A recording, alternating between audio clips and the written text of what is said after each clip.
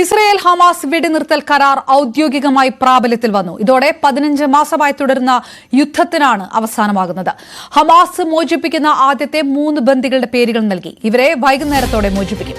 മോചിപ്പിക്കുന്നവരുടെ പട്ടിക ഹമാസ് യഥാസമയം പുറത്തുവിട്ടില്ല എന്ന് കാണിച്ച് ഇസ്രയേൽ കരാറിൽ നിന്ന് പിൻവാങ്ങുമെന്ന ആശങ്ക വന്നെങ്കിലും അവസാന നിമിഷം ഇത് പരിഹരിക്കാനായി. കരാർ പ്രാബല്യത്തിൽ വന്നതിന് തൊട്ടുപിന്നാലെ ഇസ്രയേൽ ദേശീയ സുരക്ഷാ മന്ത്രി രാജിവെച്ചു. വിവരങ്ങളുമായി ഇന്റർനാഷണൽ ഡെസ്കിൽ നിന്നും കിരൺ ബാബു ചേരുന്നു. കിരൺ, 471 ദിവസങ്ങൾക്ക് ശേഷം വലിയ ആശ്വാസമുണ്ടാകുന്ന ഒരു വാർത്ത. ഒരുപക്ഷെ അത് ഇസ്രയേലിന്റെ പിന്മാറ്റം ഉണ്ടായേക്കാമെന്നുള്ള ആശങ്കകളെ മറികടന്നുകൊണ്ട് വെടിനിർത്തൽ കരാർ പ്രാബല്യത്തിൽ വരുമ്പോൾ എത്രത്തോളം പ്രതീക്ഷകളുടെ ശുഭസൂചനകൾ കൂടിയാണ് പുറത്തേക്ക് വരുന്നത്? അപർണ, വെടിനിർത്തൽ കരാറിനപ്പുറത്തേക്ക് അതിൻ്റെ ഒരു പുതിയ ഡെവലപ്മെന്റ് കൂടി ഉണ്ടായിരിക്കുന്നു. ഗാസയിൽ വെടിനിർത്തൽ കരാർ പ്രാബല്യത്തിന് വന്നതിന് പിന്നാലെ ഇസ്രയേൽ ദേശീയ സുരക്ഷാ മന്ത്രിയും ഒറ്റ്സുമ യഹ്ദൂദ് പാർട്ടി നേതാവുമായ ഇറ്റാമർ ബെൻഗുർ രാജിവെച്ചിരിക്കുന്നു. ബെൻഗുർ നേരത്തെ തന്നെ ഈ തീവ്ര വലതുപക്ഷ പാർട്ടിയാണ്. ഇത്തരമൊരു വെടിനിർത്തൽ കരാറിലേക്ക് പോകരുത്, പൂർണ്ണമായും ഹമാസിനെ ഇല്ലാതാക്കി അവസാന ഹമാസ് പ്രവർത്തകനെയും ഇല്ലാതാക്കിയ ശേഷം മാത്രമേ ഈ വെടിനിർത്തലിലേക്ക് പോകാവൂ എന്നുള്ള നിലപാടുകാരായിരുന്നു. അത്തരം ഈ ബെഞ്ചമിൻ നെതന്യാഹുവിന്റെ സർക്കാരിന് പിന്തുണ പ്രഖ്യാപിച്ചിരുന്ന പാർട്ടി കൂടിയാണ്, ദേശീയ സുരക്ഷാ മന്ത്രി കൂടിയാണ്. പലതവണയും അദ്ദേഹം എതിർപ്പ് ഉയർത്തുകയും അവസാനം അമേരിക്കയുടെ ഭാഗത്ത് നിന്ന് അതിശക്തമായ സമ്മർദ്ദം വരികയും ഒക്കെ ചെയ്തതിനെ തുടർന്നാണ് വെടിനിർത്തൽ കരാറിലേക്ക് അദ്ദേഹം സമ്മതിച്ചത്. പക്ഷേ ഇപ്പോൾ അദ്ദേഹവും അദ്ദേഹത്തിന്റെ പാർട്ടിയും പിന്തുണ പിൻവലിച്ചിരിക്കുകയാണ്. അതോടുകൂടി ഇവരുടെ 6 പേരാണ് ഇസ്രയേൽ മന്ത്രിസഭയിൽ എം പിമാരായി ഇവർക്കുള്ളത്. ഇവരുടെ പിന്തുണ പിൻവലിച്ചതോടുകൂടി ബെഞ്ചമിൻ നെതന്യാഹുവിന്റെ ഭൂരിപക്ഷം 61 കേവല ഭൂരിപക്ഷത്തിന് വേണ്ടത്. അത് 62 ചുരുങ്ങി കേവലം ഒരു ആളുടെ മാത്രം അധിക ഭൂരിപക്ഷത്തിലാണ് ഇപ്പോൾ ബെഞ്ചമിൻ നെതന്യാഹു സർക്കാർ നിലനിൽക്കുന്നത്. മറ്റു ചില വലതുപക്ഷ പാർട്ടികൾ കൂടി സമാനമായ രീതിയിലേക്ക് വെടിനിർത്തൽ കരാർ വന്നതോടുകൂടി അതിനെതിരെ രംഗത്ത് വന്നിട്ടുണ്ട്. ഇസ്രായേൽ മന്ത്രിസഭയിലും ഭൂരിപക്ഷ അടിസ്ഥാനത്തിലായിരുന്നു ഇത്തരം ഒരു തീരുമാനമെടുത്തത്. ഇനി നമുക്ക് വെടിനിർത്തലിലേക്ക് വന്നു കഴിഞ്ഞാൽ, വെടിനിർത്തൽ കരാർ കഴിഞ്ഞ 15 മാസമായി തുടരുന്ന യുദ്ധമാണ്. ഈ യുദ്ധത്തിന് നിരവധി ആളുകൾക്ക് കൊല്ലപ്പെടുക, ഏകദേശം 1,00,000-ഓളം പേരാണ് കൊല്ലപ്പെട്ടത്. 1,00,000-ഓളം പേർ കൊല്ലപ്പെട്ടു എന്ന് പറയുമ്പോൾ അതിൽ 48,000-ഓളം പേർ പലസ്തീൻ ഭാഗത്ത് നിന്നാണ് കൊല്ലപ്പെട്ടത്. ഇസ്രായേൽ ഭാഗത്ത് നിന്ന് 1,500-2,000-ഓളം ആളുകളും കൊല്ലപ്പെട്ടു. ഈ കൊല്ലപ്പെട്ട ആളുകളുടെ കണക്കൊക്കെ സംബന്ധിച്ച് ഇരു രാജ്യങ്ങളിലെയും കണക്കുകളിൽ ചെറിയ വ്യത്യാസമൊക്കെ ഉണ്ട്. ഏകദേശം 49,500 സംതിങ് ആളുകളാണ് കൊന്നു എന്നുള്ളതാണ് ഇപ്പോൾ ഔദ്യോഗികമായി പുറത്തു വരുന്ന കണക്കുകൾ.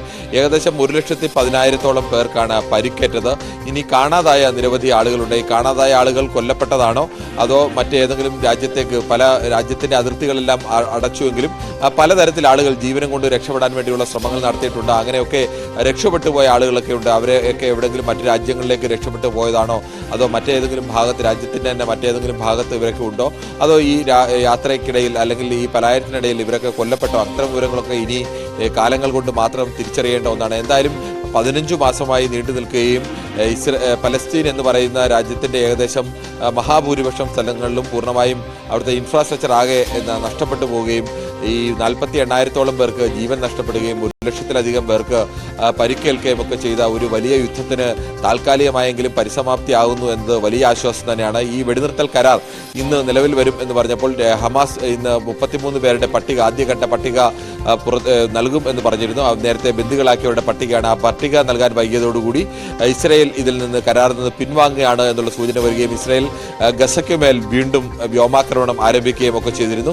എന്നാൽ 2 മണിക്കൂർ നീണ്ട അനിശ്ചിതത്വത്തിനൊടുവിൽ ഖത്തറിന്റെ ഭാഗത്തു നിന്നുള്ള ശക്തമായ മധ്യസ്ഥ ശ്രമത്തെ തുടർന്ന് ഹമാസ് ഉടൻ തന്നെ പട്ടിക കൈമാറിയിരിക്കുകയാണ്. ഇന്ന് 3 പേരെയാണ് വിട്ടയക്കുന്നത്. ഏകദേശം ഇന്ത്യൻ സമയം വൈകുന്നേരം 7 മണിയോടുകൂടിയാണ്, പലസ്തീൻ സമയം ഏകദേശം വൈകുന്നേരം 4:30 മണിയോടുകൂടി, അങ്ങനെ അവിടെ 7 മണിയോടുകൂടി 3 പേരെ വിട്ടയക്കും.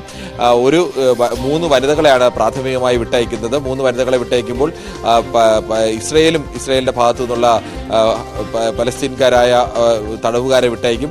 ഒരു വനിതാ ഒരു ബന്ദിക്ക് പകരമായി 50 പേർ എന്ന കണക്കിലാണ് ഇപ്പോൾ തിരിച്ച് ഇസ്രായേലിന്റെ ഭാഗത്തു നിന്ന് വിട്ടയക്കുന്നത്. ഇത് ഒന്നാം ഘട്ടം 42 ദിവസം നീളുന്ന ഒരു പ്രോസസ്സാണ്. ഈ 42 ദിവസം എന്ന പ്രോസസ്സിൽ ആദ്യ 16 ദിവസം കഴിഞ്ഞാൽ, ഈ വെടിനിർത്തൽ കരാറിന്റെ 16 ദിവസം കഴിഞ്ഞാൽ ഇരു രാജ്യങ്ങളും തമ്മിൽ വീണ്ടും മധ്യസ്ഥരുടെ സാന്നിധ്യത്തിൽ ചർച്ച നടത്തി ഇതുവരെയുള്ള പരസ്പരം അങ്ങോട്ടും ഇങ്ങോട്ടും ബന്ദികളെ വിട്ടയക്കുന്നതും തടവുകാരെ വിട്ടയക്കുന്നതും സംബന്ധിച്ച പ്രോസസ്സ് വിലയിരുത്തും. അതോടൊപ്പം തന്നെ ഇസ്രായേൽ സൈന്യം പൂർണ്ണമായി പിന്മാറണം എന്നുള്ളതാണ് പലസ്തീന്റെ ആവശ്യമെങ്കിലും അത് അംഗീകരിച്ചിട്ടില്ല. ഇസ്രായേൽ പലസ്തീൻ അതിർത്തിക്ക് ചുറ്റും ഒരു ബഫർ സോൺ ഉണ്ടാക്കി 800 മീറ്റർ ബഫർ സോണിൽ. ആ ബഫർ സോണിലേക്കാണ് ഇപ്പോൾ തൽക്കാലം സൈന്യം പിൻവാങ്ങുന്നത്. ഒരു തരത്തിൽ പറഞ്ഞാൽ ഇസ്രായേൽ സൈന്യത്തിന്റെ കണ്ണുകൾ അല്ലെങ്കിൽ ഇസ്രായേൽ സൈന്യത്തിന്റെ നിയന്ത്രണം ഇപ്പോഴും പലസ്തീനിലുണ്ടാവും. പക്ഷേ പലസ്തീന്റെ ജനവാസ മേഖലയിൽ ഇസ്രായേൽ സൈന്യത്തിന്റെ സാന്നിധ്യം ഉണ്ടാവില്ല. ആ തരത്തിലേക്ക് അവർ പിൻവാങ്ങിക്കഴിഞ്ഞാൽ നേരത്തെയൊക്കെ അതോടൊപ്പം തന്നെ റഫ അതിർത്തിയിൽ ആളുകൾക്ക് കടന്നു പോകാൻ കഴിയുന്ന രീതിയിലേക്ക് നിയന്ത്രണങ്ങളോടുകൂടി തുറക്കാനുള്ള സംവിധാനവും ഏർപ്പെടുത്തും. ഇതെല്ലാം രണ്ട് രാജ്യങ്ങളും ഓരോ ദിവസവും ചെയ്യുന്നതിന് കൃത്യമായ നിയന്ത്രണങ്ങൾ കിരൺ ബാബു വിവരങ്ങൾ നൽകിയത്. 15 മാസം നീണ്ട യുദ്ധത്തിന് കൂടിയാണ് അവസാനം ആയിരിക്കുന്നത്.